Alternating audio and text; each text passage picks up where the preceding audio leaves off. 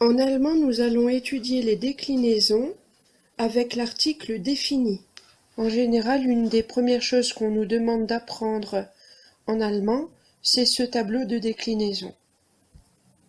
Avec en colonne 4 genres, le masculin, le féminin, le neutre et le pluriel. Nous comprenons que le masculin, le féminin et le neutre sont toujours singuliers, alors que le pluriel peut concerner des mots tant masculins que féminins que neutres. Le neutre n'est ni féminin ni masculin. C'est un genre qui n'existe pas en français. Le genre d'un mot en français peut être différent du genre d'un mot en allemand. Par exemple, en français, le mot maison est féminin, alors qu'en allemand, il est neutre. Autre exemple, en français, le mot œil est masculin, alors qu'en allemand, il est neutre. Le tableau donne en ligne 4 déclinaisons: le nominatif, l'accusatif, le datif et le génitif. Le nominatif est utilisé quand le nom est un sujet. Si nous avons par exemple la phrase « Le père arrive », le père est un sujet, le sujet du verbe arrive. En allemand, der Vater kommt. Der Vater, le père, est sujet du verbe kommt. Comme le mot père et le sujet, son déterminant sera décliné au nominatif.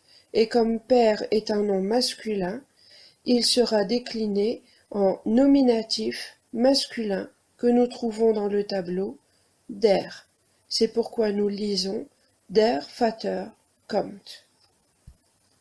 La deuxième ligne concerne l'accusatif. L'accusatif est utilisé quand le nom est un complément d'objet direct. Je vois quoi? L'enfant.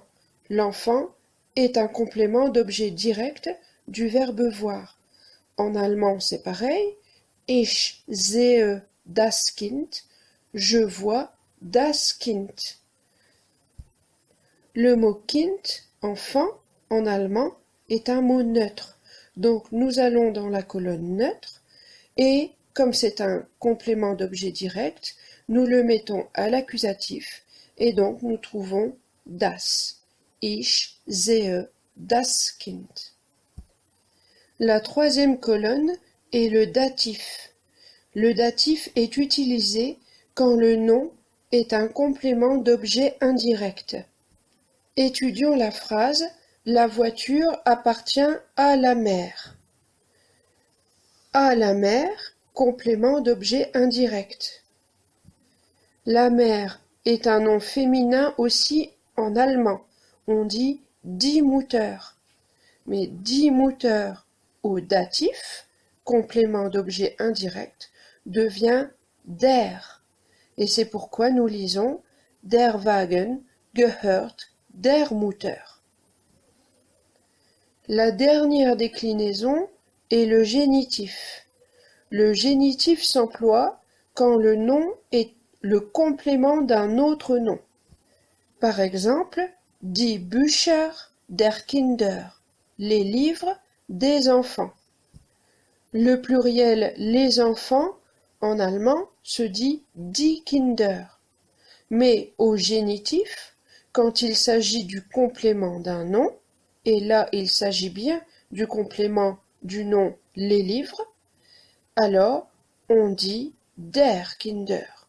C'est pourquoi nous lisons la phrase Die Bücher der Kinder sind schön. Les livres des enfants sont beaux.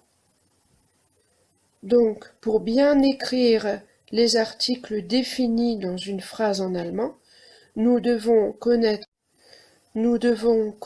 le genre du mot auquel nous attribuons un déterminant et nous devons connaître la fonction du mot dans la phrase.